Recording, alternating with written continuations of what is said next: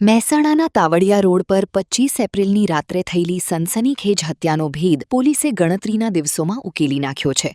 મળતી માહિતી મુજબ મૃતક મિતેન ચૌધરી પર જૂની અદાવતને લઈને થયેલી બોલાચાલી બાદ આરોપી ભરત ચૌધરી અને તેના સાથીદારો દ્વારા ધોકા અને છરા વડે જીવલેણ હુમલો કરવામાં આવ્યો હતો, જેમાં મિતેનનું કરુણ મોત નીપજ્યું હતું. ઘટનાના બાદ આરોપીઓ ફરાર થઈ ગયા હતા, પરંતુ એસપીના માર્ગદર્શન હેઠળ એલસીબી, એસઓજી અને સ્થાનિક પોલીસની ટીમોએ ટેકનિકલ સર્વેલન્સ અને સીસીટીવીના આધારે મુખ્ય આરોપીને રાજસ્થાનના સાંચોર જિલ્લાના હડીચા ગામેથી ઝડપી પાડ્યો છે. આરોપી સાથે અન્ય 2 શખ્સોની પણ ધરપકડ કરવામાં આવી છે, જ્યારે અન્ય ફરાર આરોપીઓની શોધખોળ યથાવત છે. વધુ અપડેટ માટે જોડાયેલા રહો સમાચાર ડાયરી સાથે.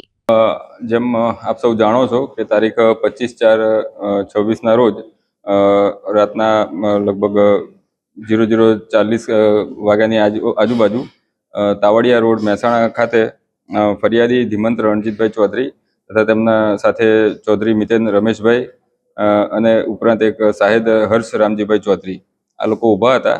આ દરમિયાન આરોપીઓ ભરતભાઈ મધુભાઈ ચૌધરી, ધ્રુવ ઉર્ફે ધવલ ભરતભાઈ ચૌધરી, મયુર જયંતિભાઈ ઉર્ફે ડાયાભાઈ ચૌધરી, યશ રમેશભાઈ ચૌધરી આ લોકો ત્યાંથી નીકળેલા અને અહીંયા કેમ ઊભા છો તેમ કહી બોલાચાલી ગાળાગાળી કરેલી અને ત્યારબાદ આ લોકો ઉશ્કેરાઈ જઈ ચૌધરી મિતેન રમેશભાઈ રહે તાવડિયા, તાલુકો જિલ્લો મહેસાણાને આરોપીઓ ધવલ ભરતભાઈએ તેના હાથમાંનો ધોકો માથાના ભાગે મારેલ અને ચૌધરી યશ ડાયાભાઈએ પોતાના હાથમાંનો છરો છે એ બરડાના ભાગે મારેલો હતો. કમનસીબે મિતેનનું ત્યાં જગ્યા ઉપર ત્યાંથી હોસ્પિટલ લઈ ગયેલા અને હોસ્પિટલમાં મૃત્યુ થયેલું હતું. આ બાબતે 302 મુજબ ફરિયાદ પણ જે તે વખતે દાખલ કરવામાં આવેલી હતી.